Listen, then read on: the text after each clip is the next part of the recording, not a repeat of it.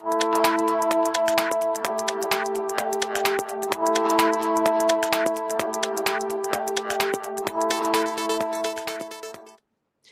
Moneymakers, welcome back to another episode of Taking Stock Live. I'm your host, Kalilah Enriquez Reynolds, and we're bringing you all the latest business news and telling you how it will affect you and your money. So this week, we are doing things not so much differently, but we're talking about one of the companies that's normally behind the scenes. So normally works in the shadows, but they're responsible for a lot of other companies staying actually on top of their game. Plus, we have to talk about EduFocal, what's been going on there, as well as Jamaica Broilers. But before we do that, make sure that you hit the like button, subscribe to this channel, and tell a friend that Taking Stock is live with all your latest investment news. Also, subscribe to the newsletter at getmoneynews.com. That's getmoneynews.com. Now, here's a look at what's coming up in tonight's show, followed by what's hot in business. Now, come on. Oh, before we come on, let me know in the comments what part of Jamaica or what part of the world you are joining us from. Now, come on. Let's get this money.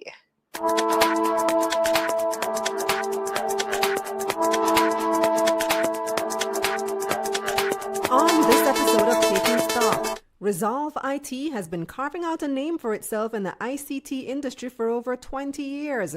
But what's next for the company? We'll find out from CEO Almando Cox.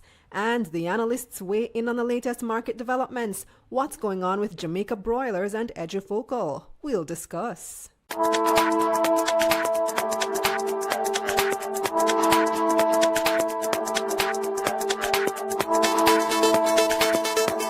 But first, here's What's Hot, brought to you by JMMB Group, your best interest at heart. Tropical Battery says it's giving investors more time to buy into its secondary offer. The offer was originally scheduled to close on June 6, but has been extended to June 20. The company said it's received requests from institutional and other investors for more time to participate in the offer. Tropical is trying to raise almost $2 billion Jamaican dollars to pay down some of its debts and improve profitability. Edutech company EduFocal has been suspended from trading on the Jamaica Stock Exchange for the second time in a year. The company's shares were suspended effective June 3 because of the pending submission of its 2024 audited financials, which are more than 3 months overdue. The report was due on March 1. EduFocal was previously suspended in June 2024 for the same breach of JSE rules.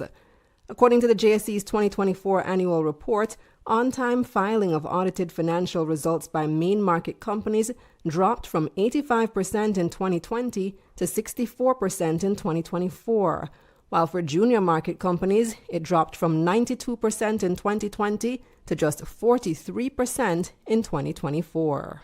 Sangster International Airport has invested some $11 million to build out its East Concourse. The project will add 1,500 square meters to its lounge area and 2 new aircraft stands. According to Sangsters, the extra stands will help to manage the flow of travelers in line with rising demand from airlines. The airport also said it plans to add new food and beverage kiosks and retail stores. Tesla CEO Elon Musk experienced the largest single-day drop in wealth following his verbal spat with President Donald Trump. The former co-workers traded insults last week after Musk stepped down from his role in the Department of Government Efficiency DOGE, reportedly over disagreements on Trump's budget plans. Tesla's share price crashed 14% on Thursday, losing $150 billion in market value. As a result, Musk's net worth dropped nearly $34 billion in a day, according to the Bloomberg Billionaires Index. Since the start of the year, Musk's net worth has fallen around $98 billion. Despite the steep fall-off, Musk is still ranked as the richest man in the world with a net worth of $335 billion on June 6.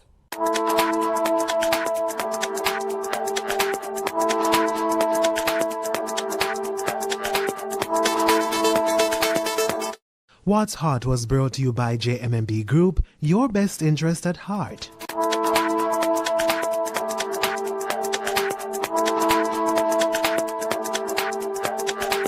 You don't need to be a financial expert to get your money right. That's why I created the Money Mission Workbook. It's for people like you who want to finally get clear on your money, make a solid plan, manage your debt, and even start investing for the future. Everything you need is in one place. If you're ready to level up, this is where you start. Head on over to Amazon.com to buy now. The link is in my bio. Let's get this money.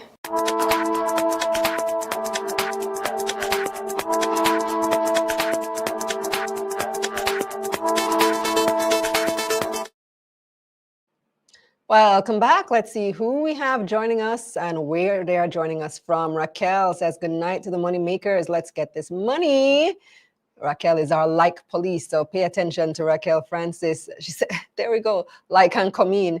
Dwight says, investment getting boring nowadays. We really need a breakthrough. I don't disagree. Kish says he's here for the money news. We got Roswell saying good evening, shouting out from Unity Hall. We have Shane checking in from Clarendon. The diplomats getting this money straight out of ATL. We've got Dalton in Cayman. Garfield saying good night, Spanish Town. Kish noting that EduFocal has been suspended from trading. Yes, we mentioned that in What's Hot in Business just now. X-Ray Designs is out of Atlanta. Pan people and walk. I won't tell if you don't tell. Kish is checking in from London as usual. We've got Ingrid in Bull Bay, St. Andrew. We've got Malik checking in from Massachusetts. Learn, Grow, Invest. Hoping everyone is well. And Chris in Panama City. So great to see everyone joining us as usual this evening. So what are we talking about and who are we talking to? Resolve IT has been a big part of Jamaica's information and communications technology sector for the past 20 years now. It's a long time. So let's learn more about this company in tonight's Entrepreneur Spotlight. Joining us is the company's CEO, Almando Cox. Welcome to Taking Stock, Almando. Thank you. Thank you. And great to have you on for the very first time. Yes, absolutely. So tell us about yourself. How did you get started in business? It's a very long story. I'm going to try and condense it. So it really started out as a passion and an hobby. I started to repair pencil sharpeners. When I tell persons that story, they will laugh. So repair pencil sharpeners in school, repair pens, yes, pens, paper-made pens. And it started to go from there. And I recognized at core, I really was a solutions-oriented person. So I like to solve problems. When persons come up with a problem, eventually I can conceptualize the problem. That eventually developed with my skill set as an electronics technician. So I started to repair appliance. So I'm on my veranda, picture this in Portmore at my parents' house. And I have started a business on the veranda and I'm repairing the fan, iron, toaster, microwave, all that kind of stuff. And so I became the community appliance technician. And I pivoted, went into computer repairs, we call it mechanics, PC mechanics, and then pivoted again and started to do systems and networking. And so looked at it and recognized the best way to have a sustainable business is to move from a position of being reactive than to go to proactive. And when I say reactive, we're talking about if your computer breaks down, then that's when you would call a computer repair technician. I don't want to be that person waiting for your thing to break down. I want to be that person to prevent it. And if it does break down, then there's a contingency in place. So now I started to go into proactive servicing. We kind of call it now managed services. And so we have been doing this successfully across the English-speaking Caribbean. We are servicing 6 countries now, and we're managing several endpoints, several machines, and 6 countries, you said? That's right. Oh, international. Which countries do you serve? Trinidad, St. Kitts, Antigua, Bahamas, and the Virgin Islands. Wow, Caribbean wide, so you're regional. So I'm going to come to what exactly Resolve IT does in a moment. But I'm still interested in knowing more about you personally. Did Yeah. you always know that you wanted to be an entrepreneur? Well, no, I think because of this innate skill, I think of wanting to be a solutions provider, I stumbled upon it, frankly. I stumbled upon the opportunity to trade my skills and service for money, because I started out repairing these things for free, right? Repairing TVs and component sets, and I was just doing it because of the love. And then someone offered me cash, and then I started to make the connection, and then started to learn, because that's the key. I'm an avid learner. I learn every day, right? So in my path, you would see I would have every year I would set a goal that I have to maintain or achieve a certain certification or something. So as I onboard this skill set, I would now start to apply the solution or the service and onboard that service in the organization. So I've been doing that for quite a bit of time now. So I think I stumbled upon entrepreneurship. Oh, I didn't choose entrepreneurship. Entrepreneurship chose me. So, Going what back. exactly does Resolve IT do? Right. So we like to say Resolve IT is an award-winning technology solutions company. We focus a lot around solving ICT operational challenges, trying to align it with strategic outcomes for our clients. And by that, I mean we help them with their productivity. Many times, persons trying to implement our onboard technologies, and the reality is the aisle in the shopping cart or the supermarket is quite long, right? And persons sometimes struggle to find the best fit solution that would meet and grow with them. We do that very well. So we'll onboard the technology and we'll manage it for you as well. And then know that you're producing data, and as we know that data is the lifeblood of an organization, then we also protect that data. It means that we'll put the encryption in, we'll put the cybersecurity solutions, we put the backup and the disaster recovery solutions in. And then, of course, now we help you with that transition, that cloud journey or that digital transformation journey, so you can optimize and achieve your outcomes. Are you helping companies with the Data Protection Act now too? Because that's like In this, that's all the concern now. right. So there's two sides to it. So you have the legal side, and then you have the technology side that ensures that the data is protected, stored, classified, and being maintained. And that's the part that we do. So yes. Okay, all right. So how many employees do you have now? We have a modest team of just under 20 staff, but we do have a distributed workforce. We have persons in St. Kitts, we have persons as well in India. And so we have a distributed workforce, but the core number of persons are in Jamaica. So is most of the work that you do virtual, like you're able to do it online from anywhere in the world?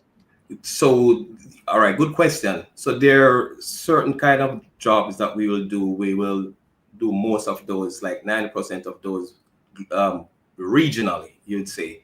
In cases where we need to go there, then we'll jump on a plane and go and onboard the client or deal with certain things, right? But majority of what we do can be managed remotely, yes. The job, the services that we offer that requires presence, like staff augmentation, you don't have the skill set and you would want to have a help desk support person come in part-time into your organization, then it's only Jamaica we offer that currently. I feel like there are quite a few ICT companies or tech companies that offer what you offer on the market. How do you set yourself apart? Excellent. So one of the things that we are known for, and we have to continuously get the feedback from our clients, so we are meeting their needs, is that the relationship that we offer. We are very integral into our clients' organization. We want to know where you want to go. We want to know your strategy. We are now an extension of your organization. So we're like employees. And with that, it gives us insight and it gives us some form of intimacy so that we can serve you better. So I think it's a vested interest. And I think the second thing is also the framework that we use. I think that's a differentiator, because our framework is created a way that will take an organization from, let's say, from a level 3 and bring it to a level 8, level 9, where you're optimized, where you're stop firefighting, you're now focusing on what your core business is, and the technology is now working for you, which is what technology should be doing, right? It should be working for you. And we have quite a bit of testimonials and clients over the years. We have clients that are with us for 15, 16 years now that, will be able to share that, they are coming from setting up their business in their living room or in their kitchen, and they're now scaled to 50 employees occupying commercial space. So I think our framework and our model that we are using has been validated several times. What would you say is the biggest challenge facing your industry right now? I must say it is human resources, frankly. I think many IT companies right now, we don't have enough talents to fill, and we are borrowing staff from another IT company. I'm using the word borrowing loosely, right? But I think that's it. And then because of globalization, which is not new, you find that North American market now, they'll pay more, and so they'll attract online employees, remote workers, and so persons are more gravitated to some of those jobs. So I think the biggest challenge, I'll say right now, is really human resource, finding just talented people. Persons. Yeah. Like AI comes to mind though. Can AI do what you do? Not all of it. In fact, we think AI is augment what we do. Actually, it makes us more efficient. It helps us to create additional value for our clients. So in fact, we think AI is a blessing, frankly.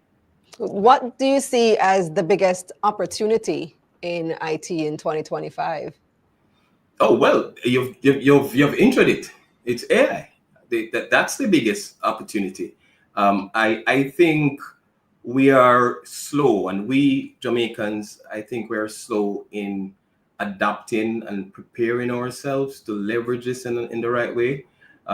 We tend to be wait and see, or we're laggard somewhat.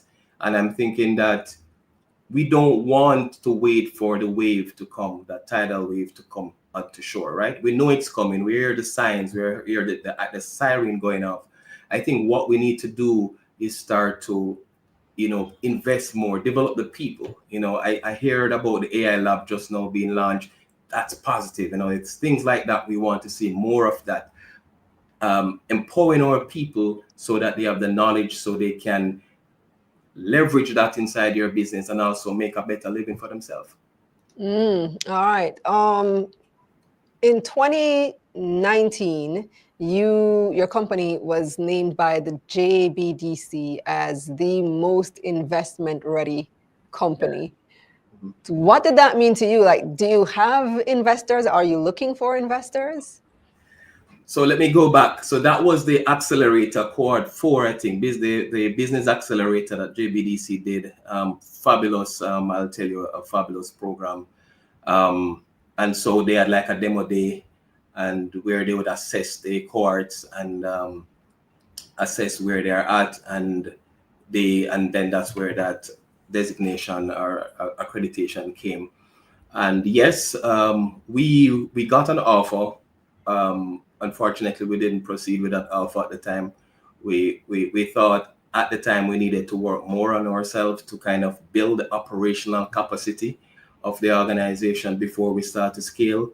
And so that's what we did. We worked on the business, work on our processes, our policies, we work on the people so that we can have the capacity to scale. And that's where we're at now, scaling. What do you see as the biggest opportunity to scale? Right. So how do you scale this type of company? Yeah. So managed services, one that is growing for us.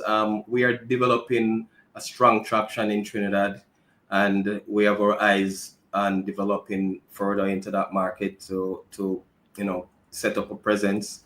That's one area. We also see the opportunity to leverage AI to help businesses to grow and to be more efficient.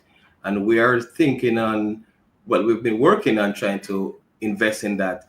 Another thing that we are seeing as an opportunity now that we'll be talking more about is we have a CRM tool that is it covers CRM, sales, marketing. It's a hub that covers all of those areas that you would want to grow your business, from the point of setting up landing pages, from the point of using AI, from the point of having AI answering your phone, right? All of that is integrated and built into the solution.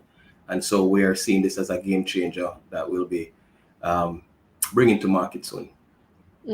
Would Resolve IT ever list on the Jamaica Stock Exchange, whether it's the junior market, micro markets, wherever it is that you fit in?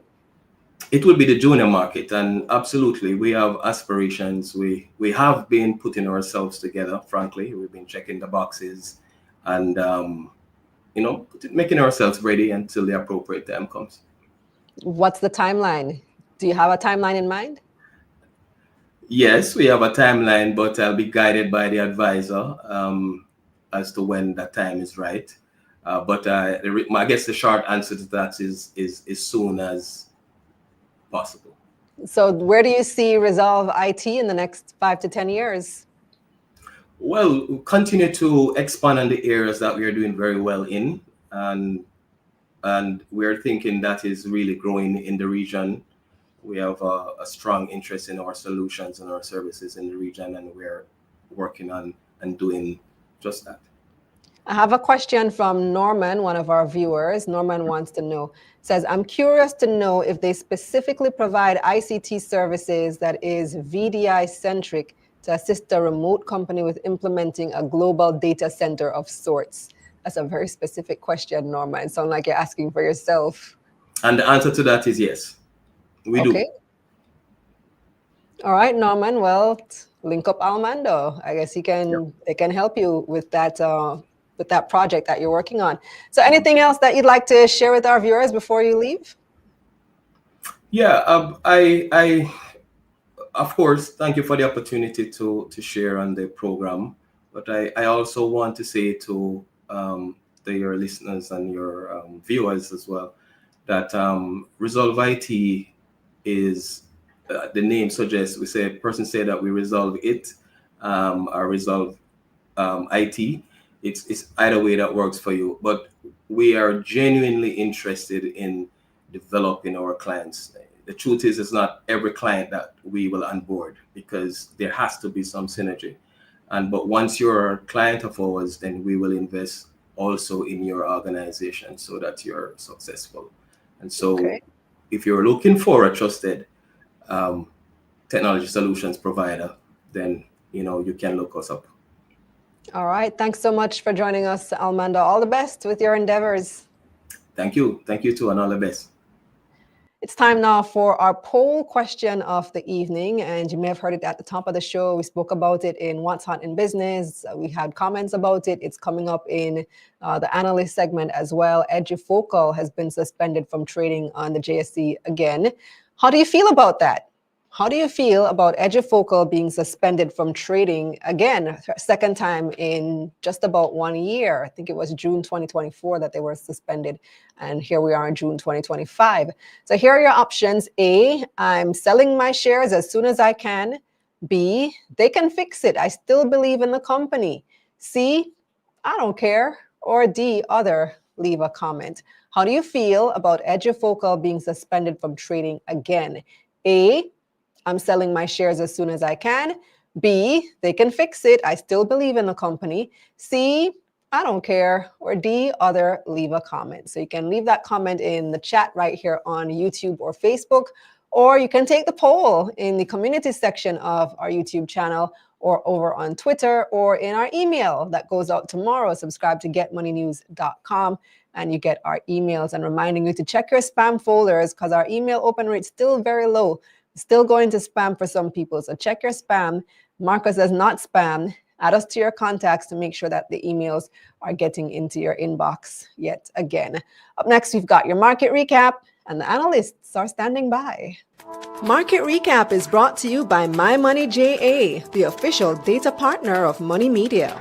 Get 10% off your subscription with the code MONEYMISSION. The JSE Combined Index lost 3,100 points last week. That's about 1%. 127 stocks traded across the main and junior markets for the week ending Friday, June 6, 2025. 41 made gains, 68 lost value, and 18 stayed the same. 82 million shares changed hands on the Jamaican dollar market, valued at $334 million. TransJam USD was the week's most traded stock, with 78 million shares changing hands. It started the week at 2 cents US. MFS Capital traded the second most shares. It opened Monday at 54 cents. And TransJam's Jamaican dollar shares rounded out last week's most traded stocks. Now let's see who had the biggest gains. Jetcon was the JSE's top stock, up 19% to open the week at $1.19. Medical disposables and supplies had the second biggest gain, up 16%, and Iron Rock Insurance rounded out the top stocks, up 12%.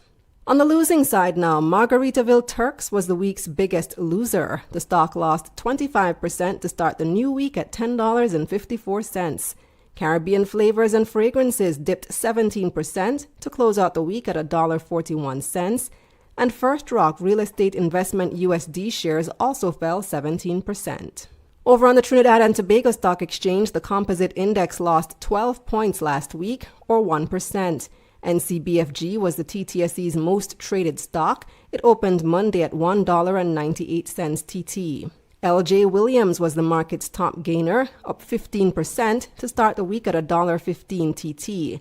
And on the losing side, JMMB fell 8% to open Monday at $1.06 TT. Over in the U.S., the Dow Jones was up 1% last week, while the S&P 500 gained almost 2%, and the Nasdaq was up about 2.5%. At the pumps, the cost of 87 gas dropped $2.65 last week, while 90 dipped $2.64. Diesel prices fell by $1.31.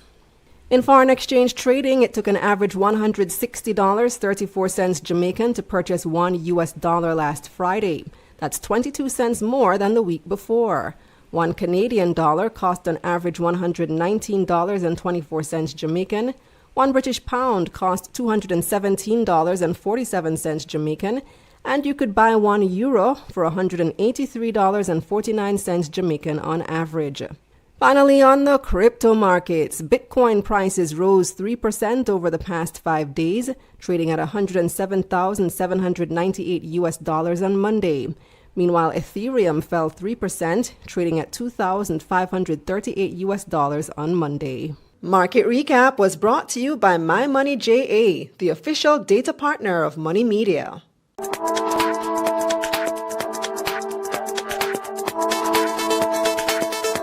Like this show? No, I mean, do you really like this show?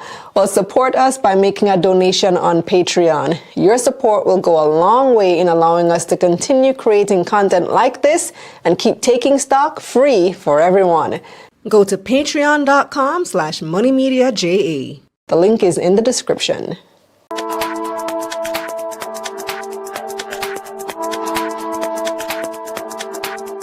Disclaimer.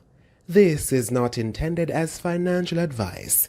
Please consult a licensed financial advisor before making investment decisions.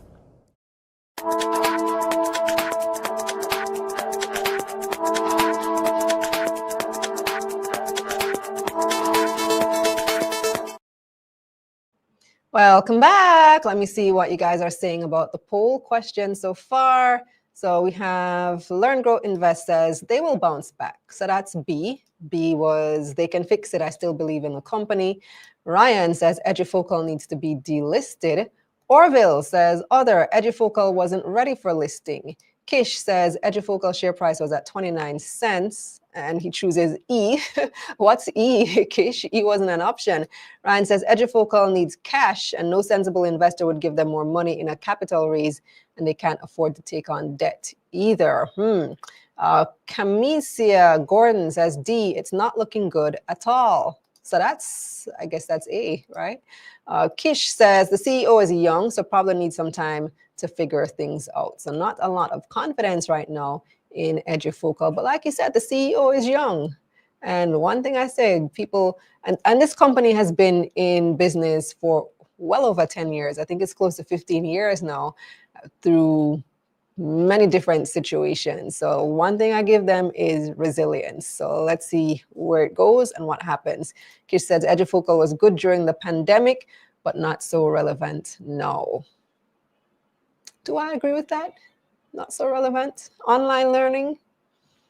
I'm not sure I agree with that completely. But yes, they did have a boom during the pandemic. They became more relevant than ever. I wouldn't agree that they're not relevant, no. But they do need to refigure their business model, perhaps, and look at different revenue streams. All right, it is time now for our analyst discussion. And our analyst tonight is none other than David Rose. Welcome back, David. Night, Kalilah. So, David, I want to first talk about EduFocal. They've been suspended yet again. And the last time they were suspended was around this same time last year. So what's happening? So one thing that I think we need to just clarify and just explain to the viewers is the obligations or requirements of being a publicly listed company. So as a publicly listed company, a PLC, you are required to publish your audited financials in a defined time period, right? So in Jamaica, companies can elect to file within 60 days or 90 days. Once you miss that timeline, there's a 90-day countdown after that, whereby if you do not submit your audited financials within that timeline, you can be suspended.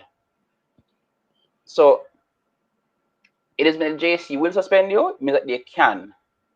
So, during 2023, for example, Separate, would have submitted its audited financials at the end of August when they were due from March. The JC never suspended them, but in the case of iCrates, for example, where companies were given and their audited financials were late, they were suspended.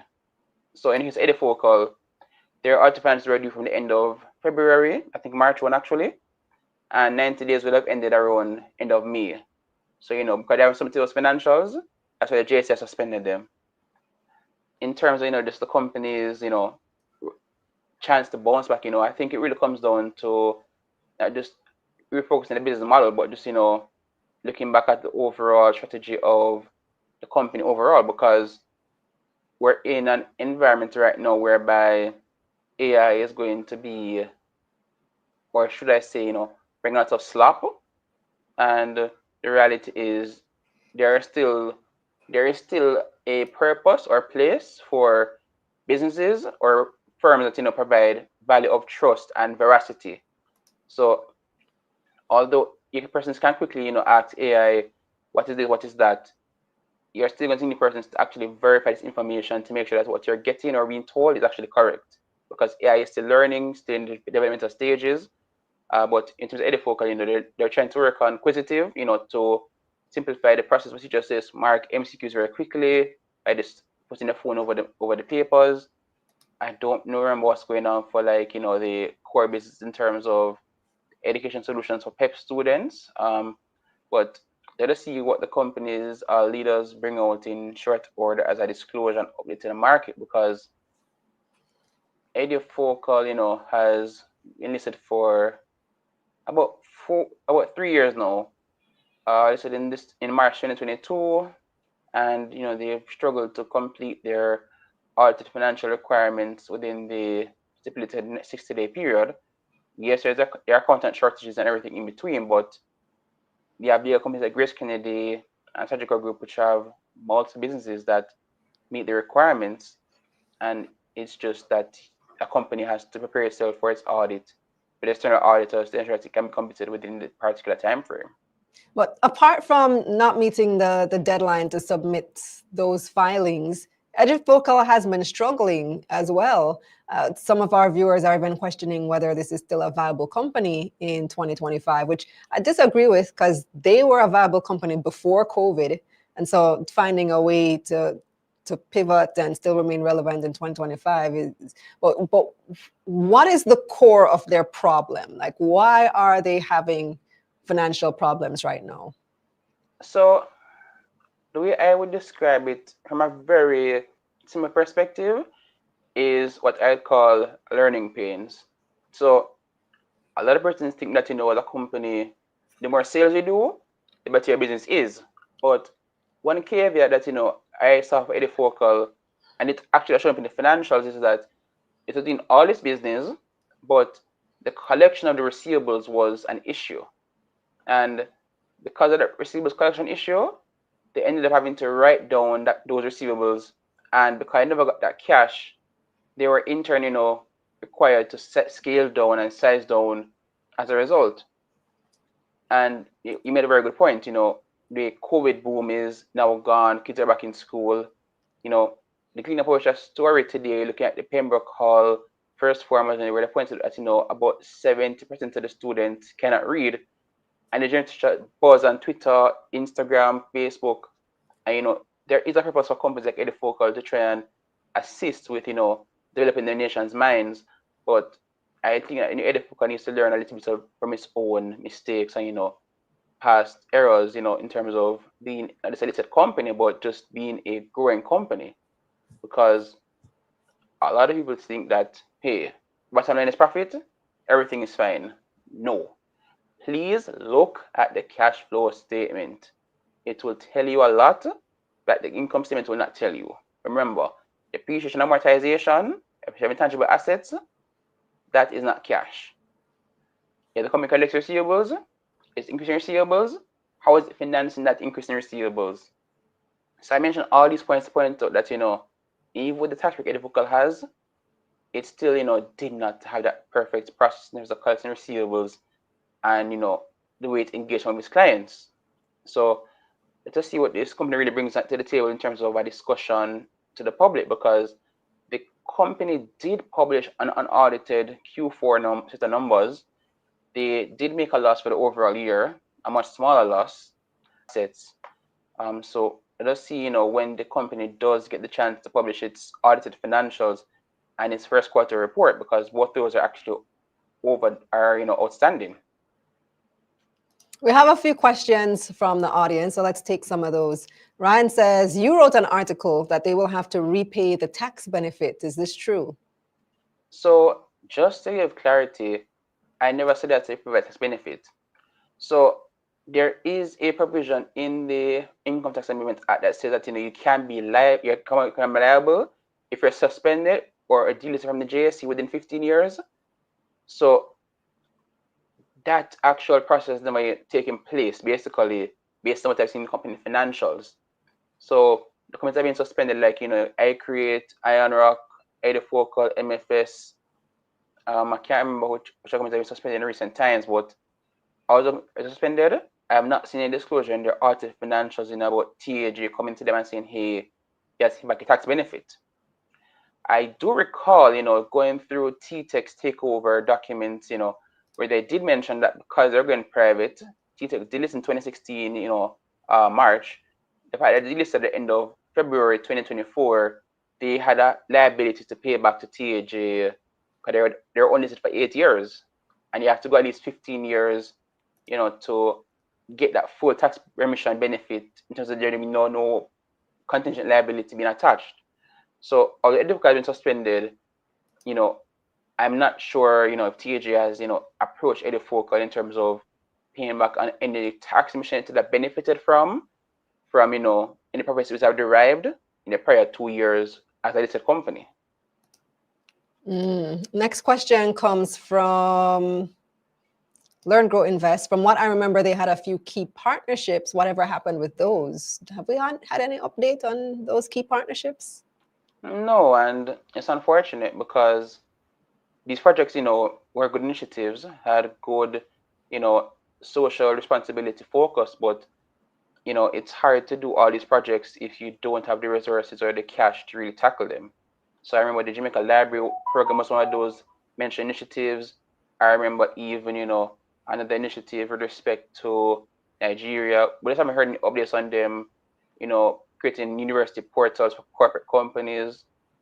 We just haven't heard updates. It's unfortunate, but the company has to survive first before it can look at those partnerships.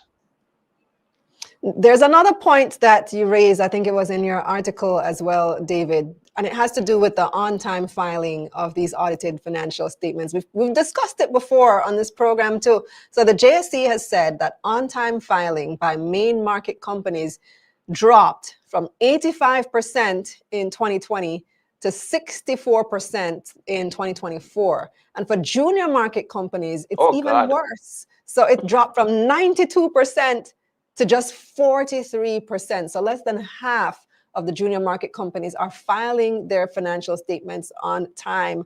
What is causing this delay? So the JSC Armody, kind of hinted at the issues that they would have discovered during their research, and it's in the same story. There is an issue or a shortage of, professionals in the auditing space, because accounting is just not auditing. So accountants, also do assurance work. They also do taxation. They do due diligence. So auditing is just one branch of, the whole accounting gamut. And, persons have not been as interested to go into that sphere because the competition probably isn't as great, probably exhausted because there's a lot of hard work, and if you don't have many people to do the revision process or to do the verification, it takes longer for you to complete the audit. So just to educate persons, the company prepares the financial statements, not the auditors. So the auditors' style framework for the auditor financials might be the same across multiple companies, but they don't prepare the financials. The companies prepare the financials, auditors come in and do particular tests. They want to see evidence of controls where cash is concerned, evidence of controls in just IT processes and so forth. So for example, your company says that they did $100 million revenue last year, right? I will go and say, all right, who are the top 5 customers? Do they make up 20% of my revenue, and so on and so forth? I then contact those customers and say, hey, did you do this service to this customer? Did you pay them? I'll go to your bank and say, hey, bank, can you verify for me, or provide the verification of, the company's financial bank statements, for example. So auditors are checks, there's bank statement match report that have been provided by the company. So that entire process takes time and work and effort. And if there are people on board, and if you're not spending the top line as a small company, for example, to expedite that process, then your numbers are going to be delayed, because the larger companies like Griskin and NCB and so on, Sagicors, they do audits throughout the year with their auditors. So it's not a mad rush all at once, after December 31, but they engage them throughout the year and they get their work done, but it costs a lot more money. That's for resources, paying for those staff, paying for those billable hours. Then, one thing that's also indicated in the RMO's investigation was, the fact that the change in accounting principles has become a headache as well. So back in 2019, when we had the transition to IFRS 9, which was an accounting standard related to receivables and credit-related items, most companies in the JSC reported their financial lists in that period. When in the past, they are all on time or filing on time. That was a massive changeover. Then in 2023, 2024 is when the audited period comes in the audited by 2023 numbers, but most companies that are filing for their 2023 financials, insurance company in particular, most of them are late. To the point that even IROC insurance company got suspended on the JSC junior market because it passed the 90-day limit for submitting its financials.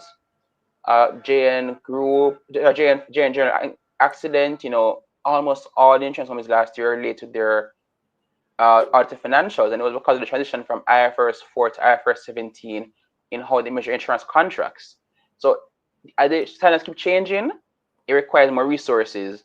It requires more, people. And the thing is, even today, someone shared with me a job posting from Caribbean Jobs, where in Sagicor Life is actually hiring an accounting officer just for IFRS 17.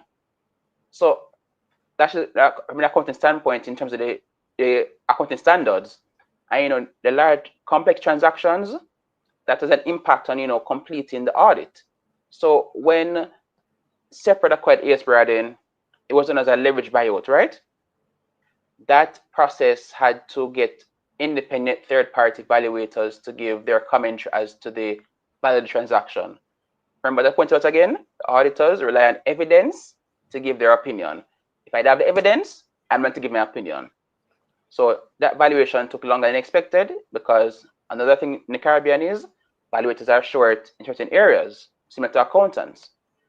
Because of that long delay, Shepherd was also delayed in publishing its consolidated financials. So the company's financials have been finished for a long time, and it's standalone audit. But for the overall group, in order for that to be completed, they required that valuation report to be provided to their auditors in Trinidad, so that Jamaican auditors can approve the consolidated financials here in Jamaica. So it's an entirely involved process. I'm not an accountant, so I'm just giving my very simple perspective of how the process actually works. But you can't just say, all right, company, Jay's going to suspend me. They send up on some numbers, and then we just correct it afterwards. You cannot do that. The auditor has its own liability associated with giving out its audit opinion and doing its job.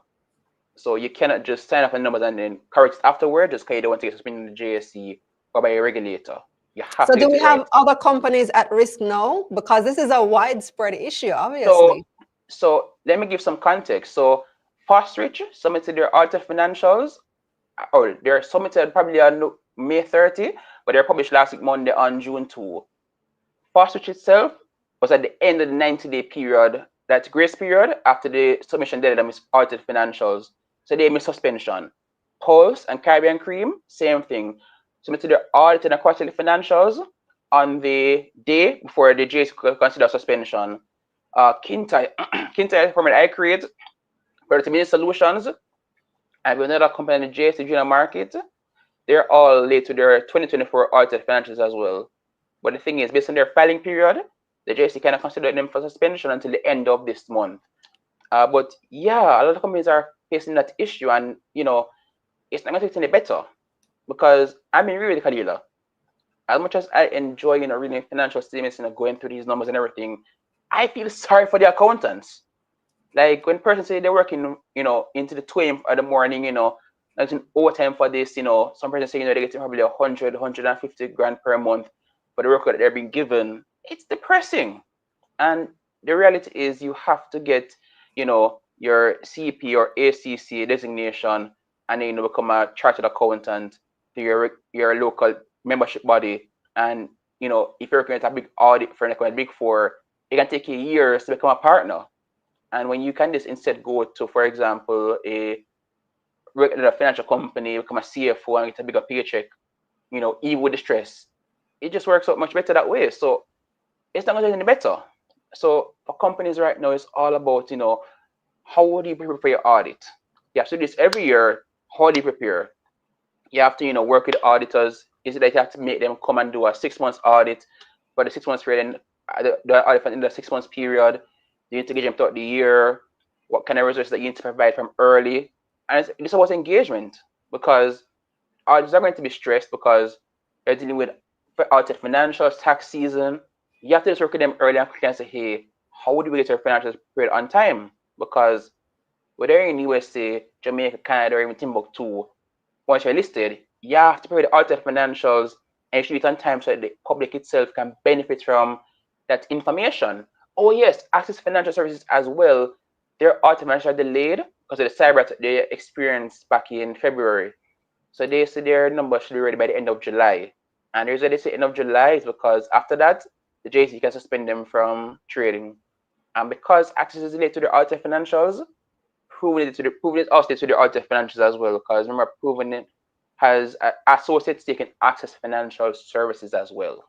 The last thing we want to talk about this evening, David, is Jamaica Broilers, because they recently gave an update about their U.S. operations. So first, give us an update on what's happening with that new update.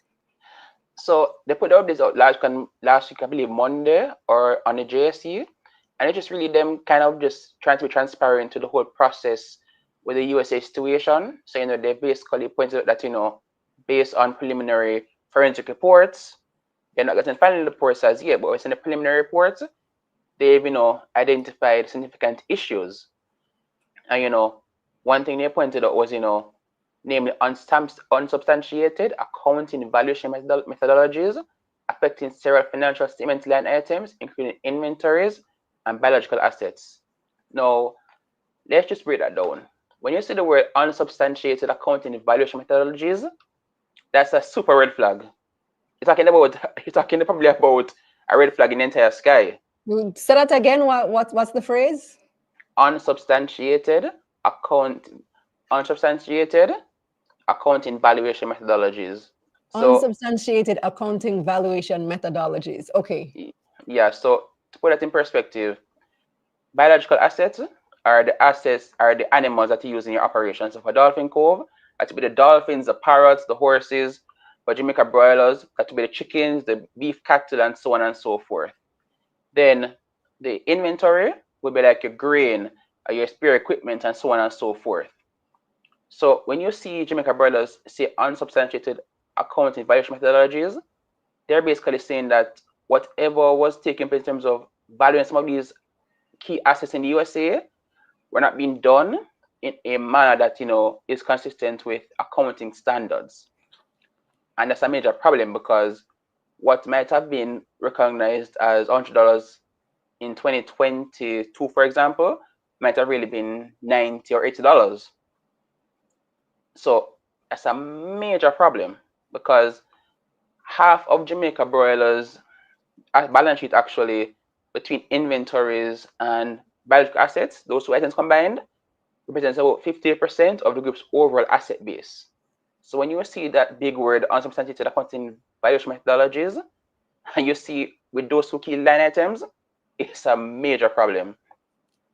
And they also pointed out that basically, because of those changes that have to be taking place with the valuation of those assets, they're likely going to have to do restatements in the past of their group numbers related to the USA and group's overall consolidated numbers. Oh, wow. Which they say is going to have a negative material impact on the historic profitability of the US operations. Wow. So what we're seeing today. And remember, they just made changes at the US operations. There were major changes. They fired the entire management team.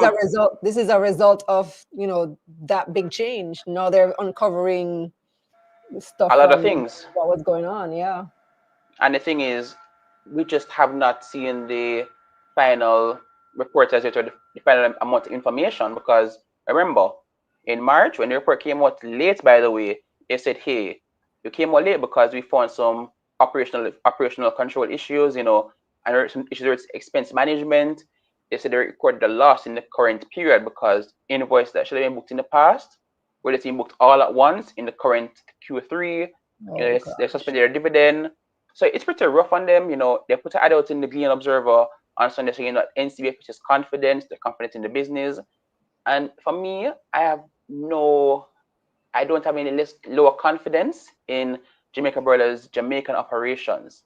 The main concern comes from the US's operations because of how it affects the group's consolidated numbers and how they interact with their creditors and their financiers. So remember, Jamaica Broilers, based on their business nature, they use a lot of financing, whether short-term or just long-term debt, to smooth out their business, allow for them to do capital investments, and also to run their business in terms of cash flow management. These accounting issues are a big problem, because what that means is that if I'm a bank, I'm going to have to say, all right, if you're saying that you have big issues in valuation of some of these assets in the past, what are you actually telling me your business is worth? Now, for context, and this is where I'm glad I went through the audited numbers again, while doing this research. Although PwC, PricewaterhouseCoopers, audits Jamaica Broilers, JA, they do not audit the books of the foreign subsidiaries. So those businesses in USA, Cayman, and all the rest of the Caribbean, or even outside Jamaica, they don't audit those businesses. So I'm not even sure if Jamaica Broilers has retained their USA auditor, or like to change their auditor, based on what they've discovered.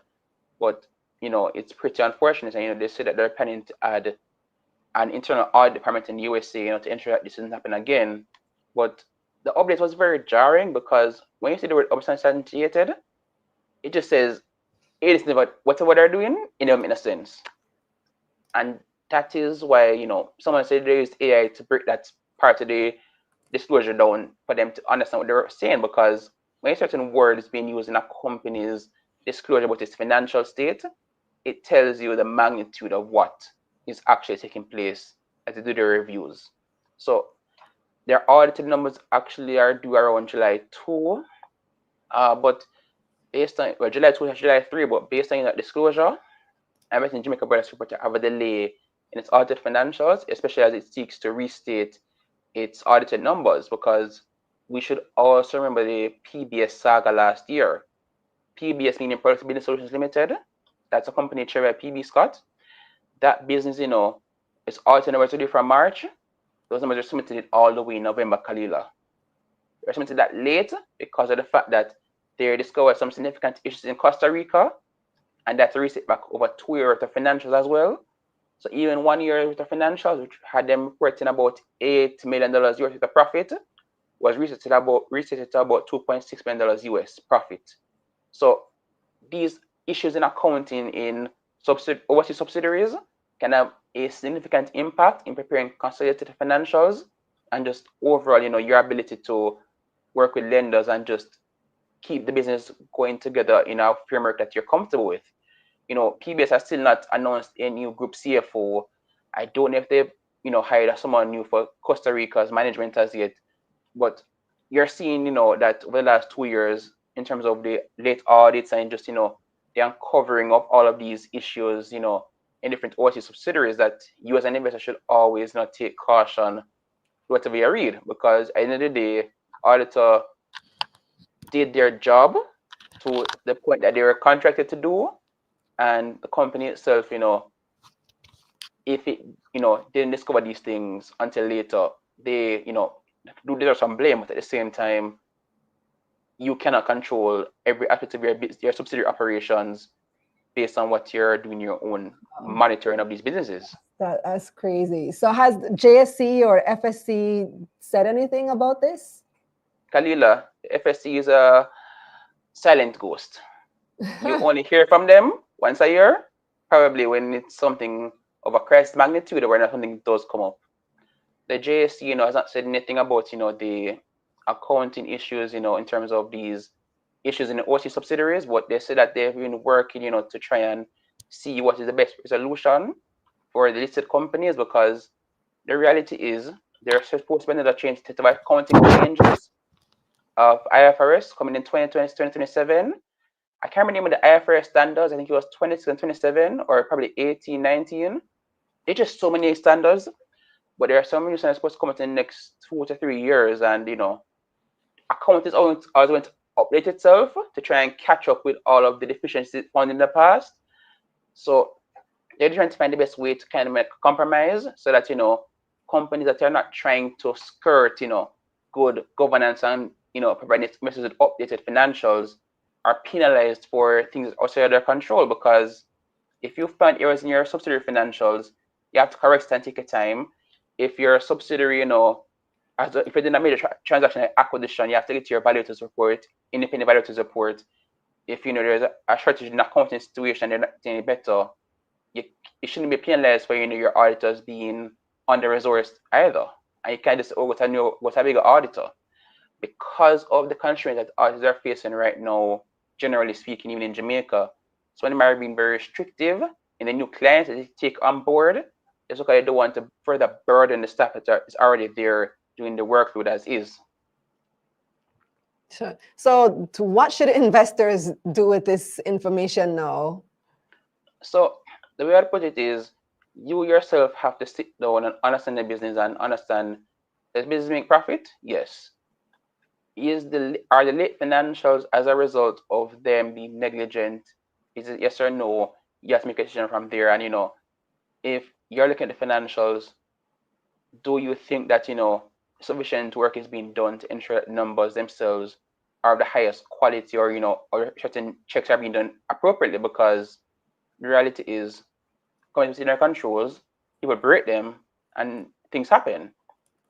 So you as an investor just have to take your time to understand what's taking place.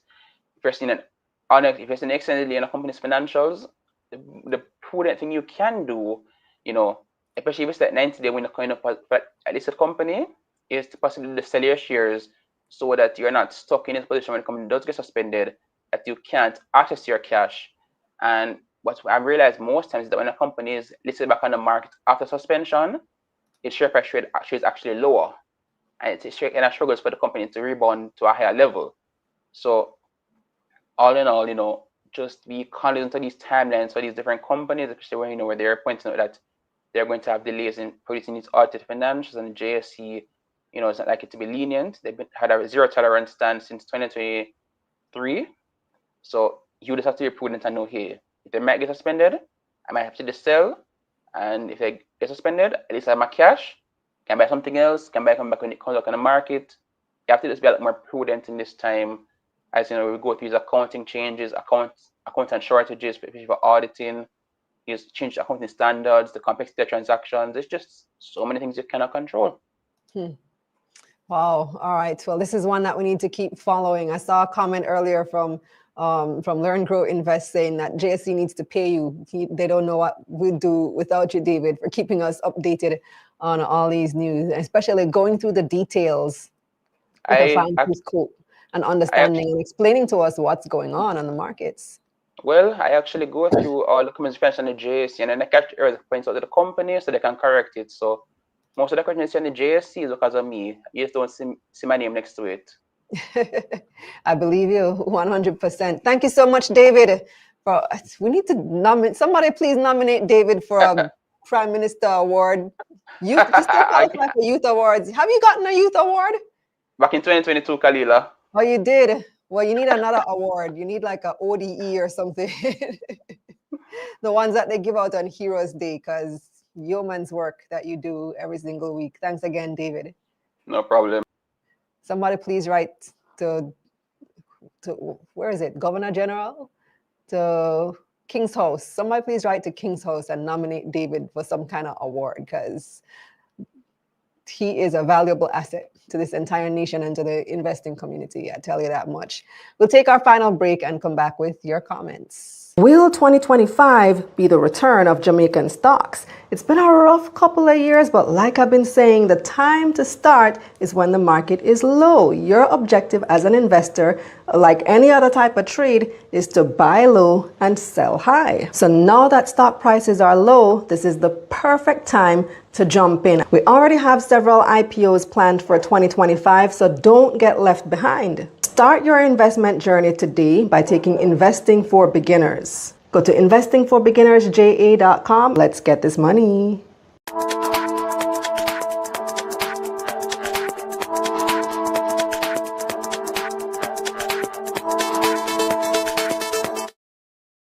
And of course, the Money Mission workbook is out now. Get your copy on Amazon. Just go to amazon.com and type in Money Mission, or you can type in my name, Kalilah Reynolds, and you will find it will pop right up. Get your copy of the Money Mission workbook today. Let's take your final comments. Let's see who we have here. Roswell says, I like where the market is at, even when boring. That's creating opportunity for investors. Chairman says, never heard of Resolve IT before. Nice idea to showcase the lesser known companies more. Yeah, we're trying to do it at least once a month to get, an entrepreneur spotlight, companies that are doing big things in Jamaica or about to do big things. We want to highlight them more. Kamisia says, actually, I think EduFocal has a sound product. They just need to go back to the drawing board. We've got Ryan who says, okay, we did this one already. This is the comment I was looking for. Learn, Grow, Invest says, I hope David never stops covering the JSC as we would be lost. And they're adding, it is the reddest of flags, that phrase that he mentioned. Basil said, the math's not mathin'. Rob says, we don't know how long these things were going on. It could be for the whole past 5 years. Chairman says, so sad that JBG is going through this.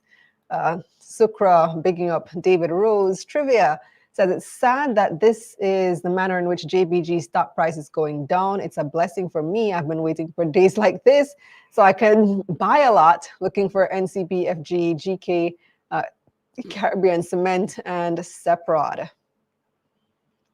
All right. I think we have a few more comments as well. Let's see. Ryan says, looking for a sensible IPO.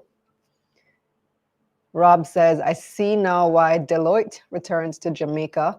Lanesra says, this is not encouraging for new companies looking to list with the audit situation. Understood. Rob says, we need more auditors. Sadly, I've seen the lower tiered auditors. I've seen one that the lower tiered auditors have provided, and I do not trust them.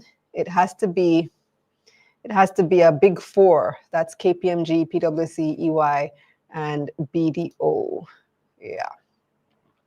A lot to keep our eye out on. That JBG situation really is unfortunate, but we will keep tracking that, and we need to understand what is going on there. And like David said, the local auditors don't audit the international arm of the business, and so a lot can fly under the radar. And it's good that we now have that issue specifically has been highlighted, because I'm not sure what the rules and the guidelines are surrounding that. If you have affiliate companies that are based overseas, how does that tie in? Maybe we need to seek some clarity on how that is addressed. Maybe those ought to be a part of the audited financial statements, how the subsidiaries are doing. I don't know, something for us to consider at the very least. All right, so that's it for our show for this week. Remember, guys, to like the video, subscribe to the channel, share with a friend, tell a friend that taking stock is where the money people are. This is where you need to be paying attention to if you are serious about investing in Caribbean markets. And before I go, like I said, don't forget you can get the Money Mission workbook on Amazon.com. The link is in the description. And you can also join Money Mission at moneymissionja.com for access to all our courses, including Investing for Beginners, the best-selling Investing for Beginners, along with all the resource materials. Make sure you like the video, subscribe to the channel, share with a friend, turn on those post notifications so that you can be the first to see everything when it drops. We want to help people learn more about money so we can all get this money together. Follow me on Instagram, Twitter, and TikTok at Kalilah Money. Recently updated the IG handle. So the IG and TikTok handles are now at Kalilah Money. Yeah, things going on. Rebrand, no, not really a full rebrand, just changing or updating the handle. Remember, that's my only account. I don't have any backup accounts. You can also follow at Money Media JA on Instagram. And please report the scammers and the impersonators when you see them. I know there's one that has popped up on Instagram between today and yesterday, Jessica Investments, using my photo and my content on their page, but the name is different. And because of that, when I reported it, they said, this doesn't meet our impersonation standards, so they're not going to take down the page. But if you guys keep reporting it, maybe they will. And you keep sending it to my DM. So you can send it to me. I don't mind. I've seen it, but report it to Instagram. That's the important thing for you to do. If you want to connect with our analyst this week, check the description box below for David's contact information. And of course, tell a friend about taking stock, because investing is the new sexy. So let's make it cool to talk about money. I'm Kalilah Enriquez Reynolds. See you next week.